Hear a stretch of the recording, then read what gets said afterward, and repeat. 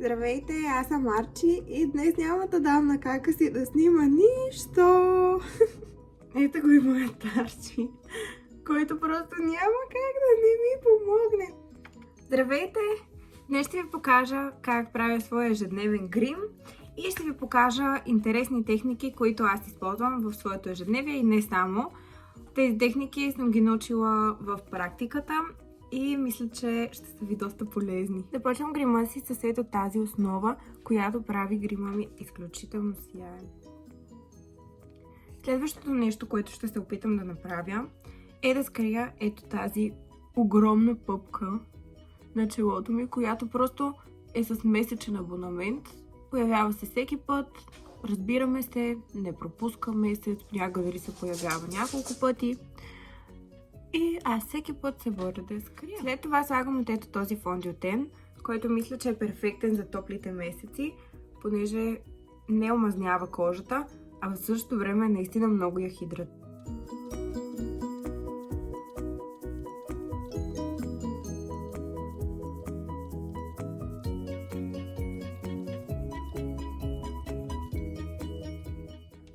И разнасям с гъбичка.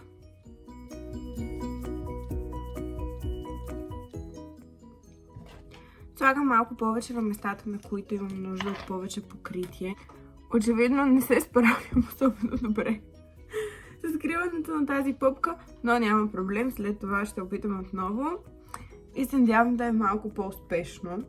След това ще контурирам лицето, понеже аз съм доста бяла и със сигурност не ми отива да ходя лятото като снежанка.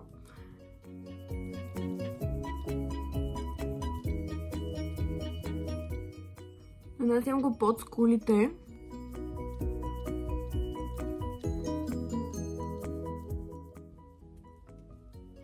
Слагам и на носа. И на челото.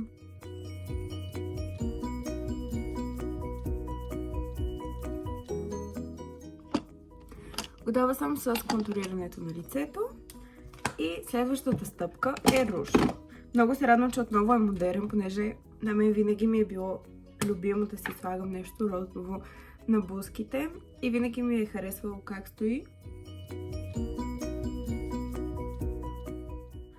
Следващата стъпка е изключително важна за мен, понеже рядко успявам да спя 8 часа, някога дори да ги искам в 7.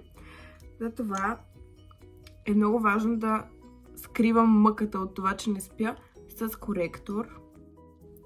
Ще се опитам все пак да я скрия тази пъпка.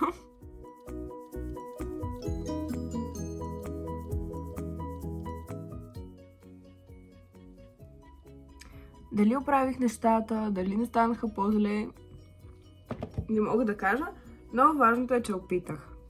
Следващата стъпка е пудрата, която в моя случай е абсолютно задължителна, понеже кожата ви се омазнява изключително лесно, особено през топлите месеци, и затова слагам абсолютно навсякъде. През зимата слагам само в Т-зоната и под очите, но лятото няма как да пропусна.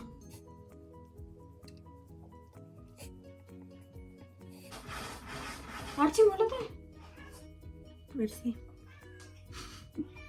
Добре, ще се гушкаме след малко, обещавам ти.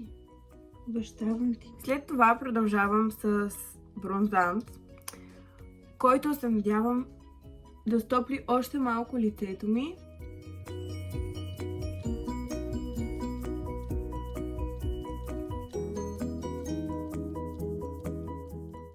Слагам бронзанта малко над контура, за да може да стопли още повече лицето и да не се натрупва толкова на едно и също място, за да не изглежда чак толкова изкуствено.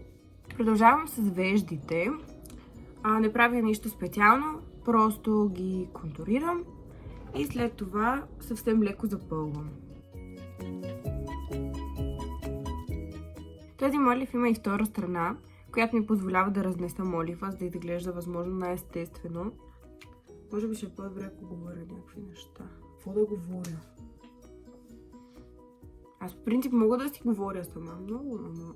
Следващото нещо, което правя за веждите, е малко да ги прибера с ето тази спирала за вежди, която освен че прибира, ги потъмнява съвсем леко. Понякога, когато искам грима ми да е по-лек и по-незабележим, така да кажем, използвам само него. Искам друга четка. Нямам я четката. Намерих си четката. Това, което правя най-често, е да взема същия бронзант, който съм използвала и да го сложа в сгъвката на окото, за да направя погледа по-дълбок. Понякога, когато закъснявам, спирам до тук, просто слагам спирала и червил и тръгвам. Но този път ще ви покажа моята любима техника, която мисля, че е руска. Не съм много сигурна. Повечето рускини ходят така, дори си ги татуират с перманентен грим. Аз лично не бих си го причинила и не бих искала да се събуждам с грим. Това, което правя, е да направя една съвсем тънка линия, която да продължава от края на окото към края на веждата. Съвсем лекичко. Аз я правя до сгъвката и продължавам по линията на миглите, като не стига много далеч. След това взимам една плоска четка, тъничка, и с нея съвсем леко пренасям цвета нагоре. Добре, как да се обясня? Най-високата точка на окото. Горе-долу гледам да свържа тази точка с края на линията, която сме направили.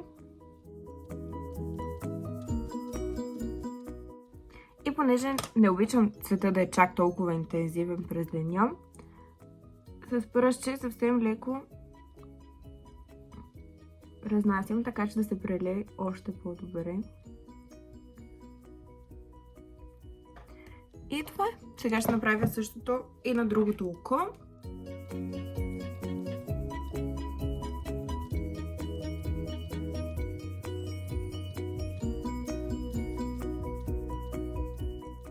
Следващата техника, която ще ви покажа, е изключително полезна. Така не само можем да изчистим грешки, ами и самия грим изглежда по-професионален. Ето така, с бели сенки изрязваме там, докъдето искаме да отрежем сенките, които сме направили на очите. И съвсем лекичко пренасяме надолу. След това може отново да потупаме с пръст. След това слагам хайлайтър. Предпочитам да слагам по-тъмен цвят хайлайтър, защото изглежда по-естествено.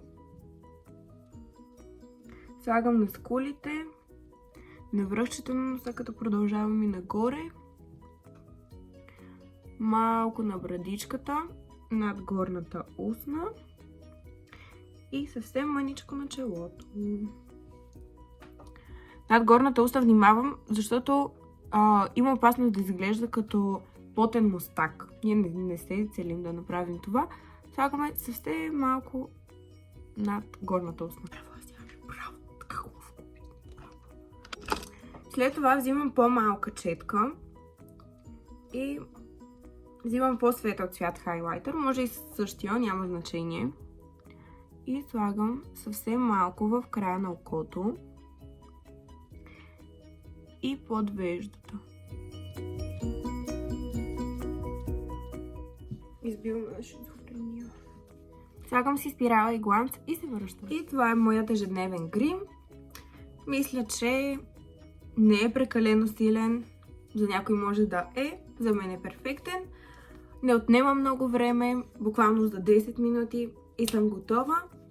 Надявам се да ви е харесало, да сте научили нещо от мен и да се видим в някое следващо видео. Дали не го прецаках цялото сега?